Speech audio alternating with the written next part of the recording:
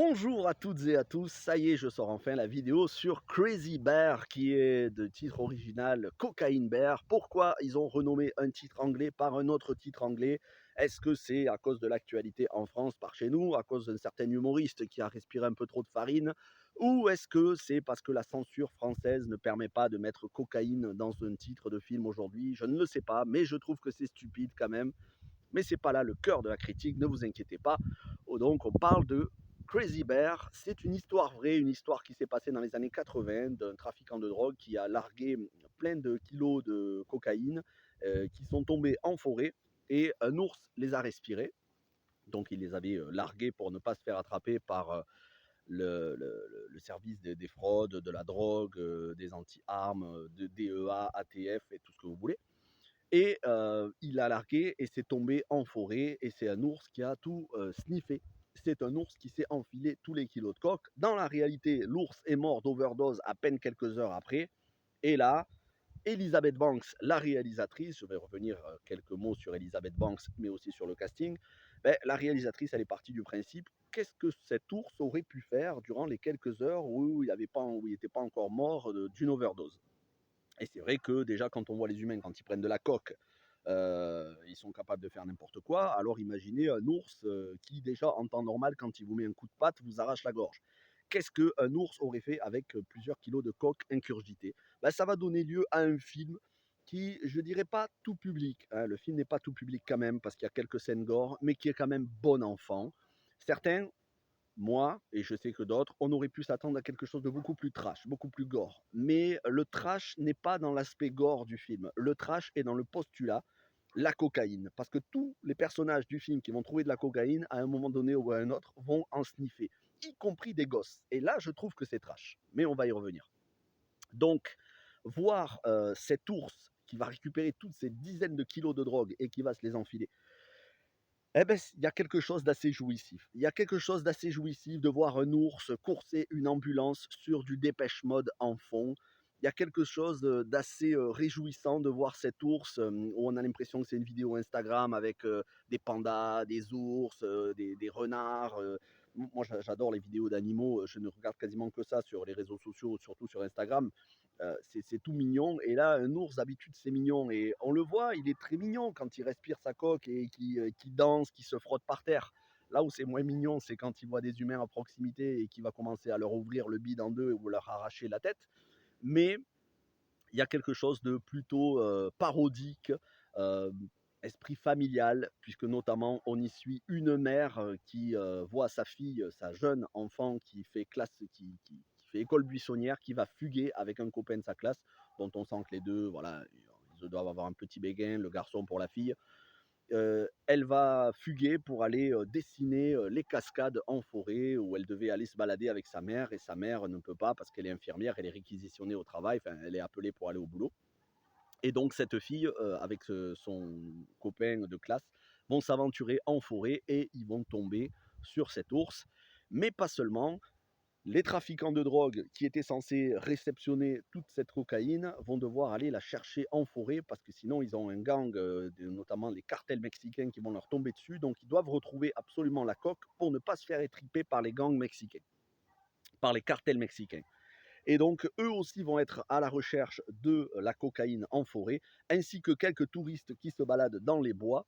Et tous ces gens-là, ainsi que des gardes forestiers, à un moment donné, vont tous se rencontrer et lutter contre cet ours, à la fois pour lui échapper, mais aussi pour récupérer les kilos de cocaïne. Ça va donner lieu à la fois à un film de braquage, à un film survival en forêt, à un petit drame familial, entre guillemets, comédie, drame familial entre la relation mère-fille.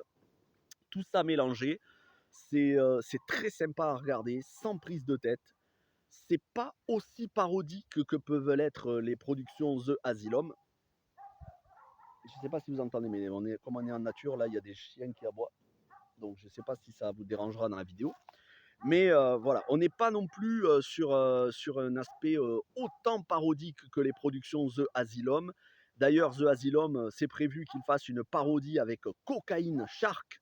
un ours cocaïnomane. The Asylum, c'est ceux qui s'occupent de Sharknado, qui ont fait Planète Dune, le remake parodique de Dune de Denis Villeneuve, dont j'ai parlé sur la chaîne. Bref, ils sont spécialisés dans les parodies.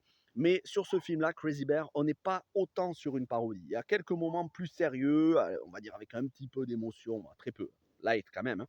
Mais c'est un film traité avec sérieux, mais surtout avec beaucoup, beaucoup d'humour, qui ne prétend pas être un film ni d'auteur, ni un film pour réfléchir. C'est voilà, le film tient sur l'affiche. Un ours cocaïnomane. Et c'est franchement une réussite, même si j'aurais aimé que ce soit un petit peu plus mordant au niveau de l'ours notamment. Alors, c'est réalisé par Elizabeth Banks. Elizabeth Banks, elle a réalisé un film que beaucoup détestent et que j'ai vraiment, vraiment apprécié quand je l'ai vu au cinéma, Charlie's Angels, avec Kristen Stewart, Ella Balinska et Naomi Scott, qui était en fait la suite de Charlie's Angels 1 et 2. Voilà, j'en dis pas plus, mais bon, déjà rien que ça, c'est du spoil. C'était pas un reboot. Mais elle avait réalisé Pitch Perfect 2, l'élément central de la trilogie Pitch Perfect avec Anna Kendrick, qui est une trilogie que j'adore. Et donc, c'est 3 films qu'elle a réalisés. Ce sont 3 films différents. Il y en a un, c'est du musical teenage sur un campus américain. Il y en a un autre, c'est du film d'action girly, girl power. Et là, Cocaine Shark, c'est un survival gore parodique.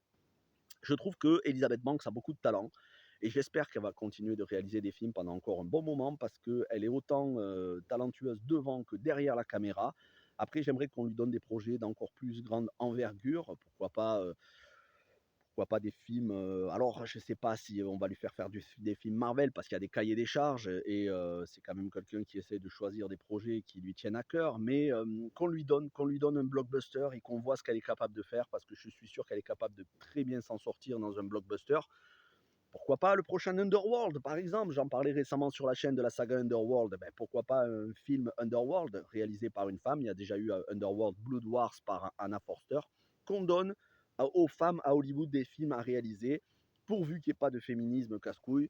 Mais sinon, voilà, qu'on leur donne des films à réaliser parce qu'elles ont du talent et que quand on ne sait pas que c'est une femme, ben, il n'y a pas de différence avec un mec. Je suis désolé, mais elles réalisent aussi bien et je trouve qu'elles sont quand même un petit peu trop rares derrière la caméra, donc ce serait bien d'en avoir. Surtout qu'Elizabeth Banks est multitâche, multipolyvalente, multi-artistique.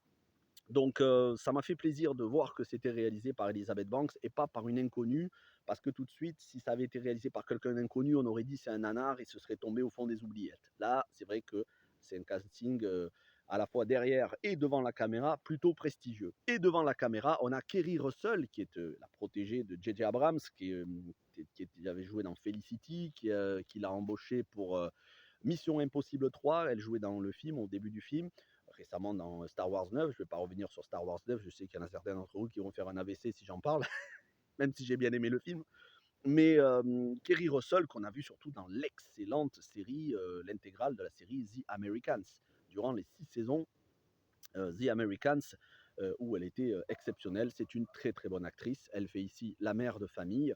La petite, je l'ai déjà vue, alors il me semble, alors que je dise pas de bêtises, parce que j'avais regardé où est-ce qu'elle avait joué. La petite, j'ai Brooklyn Prince, je crois qu'elle s'appelle, et j'ai oublié le film dans lequel elle joue, ou le film ou la série, mais elle a joué dans un truc récemment et elle jouait plutôt très bien.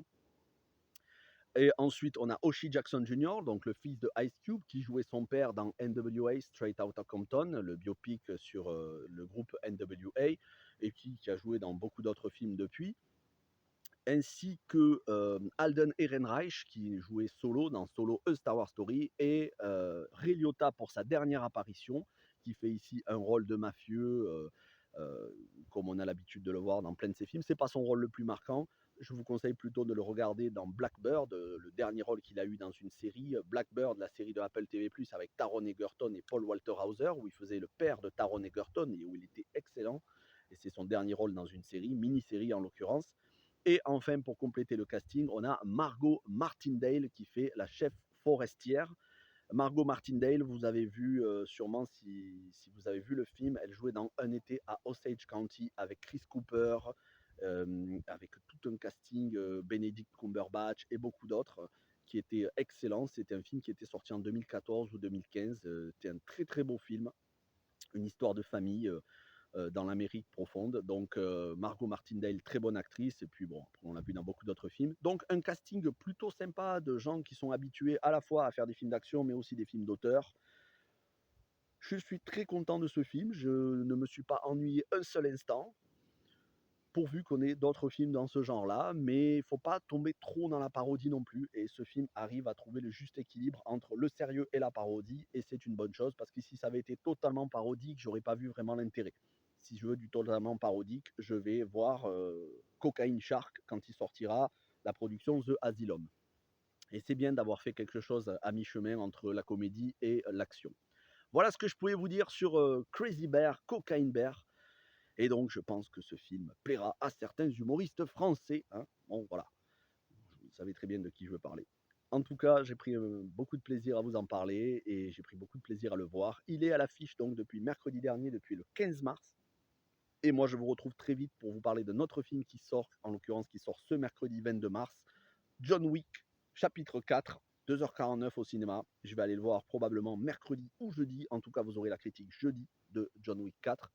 On se retrouve demain pour une autre critique, pour The Mandalorian épisode 4 mercredi. Mercredi soir, un live avec Mr. Fred. On va se régaler, un live de débat avec Mr. Fred. Jeudi pour du John Wick. Et vendredi pour un live sur la trilogie Fantomas. Parce que oui, j'ai envie aussi de parler de films français sur la chaîne, de vieux films français, en plus des comédies de Funès. Ça, c'est indémodable. Donc une bonne semaine en perspective. N'hésitez pas à liker, vous abonner, commenter la vidéo pour la faire remonter dans les algorithmes de YouTube. Même un petit commentaire, même un petit merci. Je réponds à tout le monde. Portez-vous bien et ciao tout le monde.